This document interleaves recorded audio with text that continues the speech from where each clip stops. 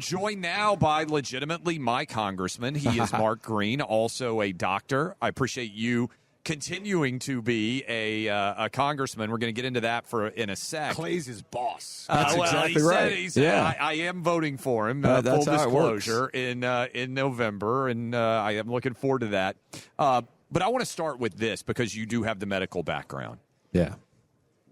Later today, Trump is going to tonight speak. I'll watch him on Thursday night. When you see Joe Biden and just try to look at him as a doctor would, is there any way that he can make it the next 6 months in your mind? And is it, in your opinion, reckless for him to suggest that he could do 4 more years? Yeah, I mean, honestly, Clay, and thanks for having me on, this guy shouldn't be in the job right now. Yeah. I mean, we need a commander-in-chief who can command, and he can't. Here's the real interesting thing, and this is what everybody needs to remember.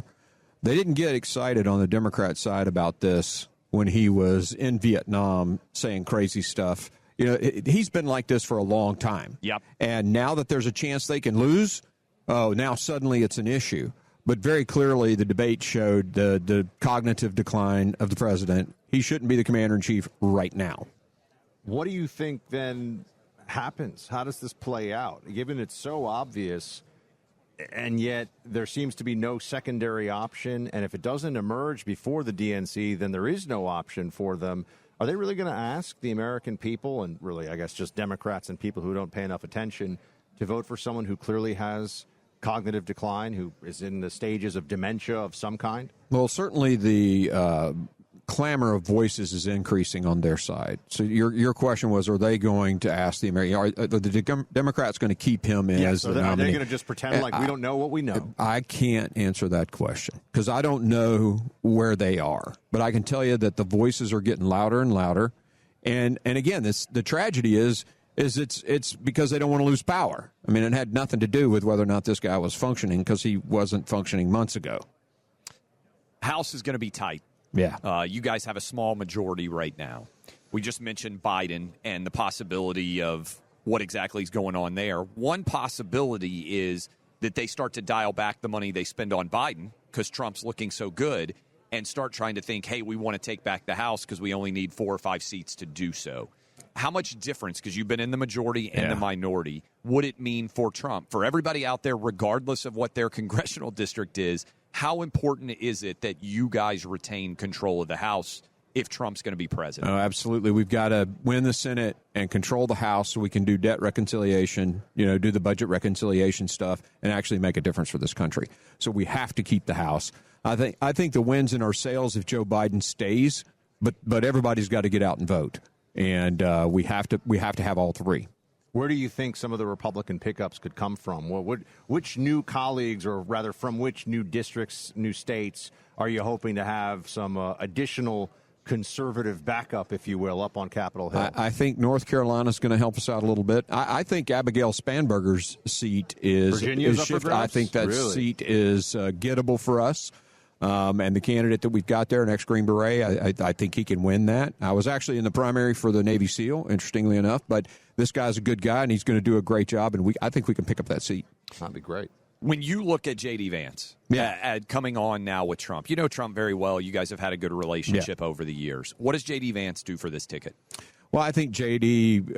brings vigor, and not that Donald Trump needed that, right? I mean, the guy's got more fire in his belly than just about anybody. But J.D.'s a Marine, and he's been in the Senate. The vice president's main role is to understand how the Senate works and to get, he's the Speaker Pro Temp of the Senate. So I think that brings a lot to the ticket. And, Middle America, just shining the light on Middle America. Yeah, it's the coastal elites that have just tried to dominate this country and drive it into socialism. And so you got a guy like J.D. Vance. This guy will, bring the heart of America out just like Donald Trump has done. And I think it's just it's multiplying the effect. Now, this RNC feels very different than what I believe anybody expected for obvious reasons. Yeah. There's a tremendous sense of unity among Republicans, and that's come also from some of the high-profile endorsements last night. We had Nikki Haley, we had Ron DeSantis, all in for Trump. But there's also this sense that there's destiny at stake here, that there's a taking back of the country, but putting it on the right footing going forward. What are you thinking for the Trump agenda right now and how it's going to be explained tonight while the president takes the stage? Well, very clearly the border. I think at least in Tennessee, it sort of switches back and forth between the economy and the border. But we're going to talk about national security, securing the border, bringing some peace and stability to the world, and getting the economy back on track. Let's engage our own oil and gas industry and put the other guys out of business. Congressman Mark Green, my congressman in the Nashville area. We talked about the importance of having control of the House in general.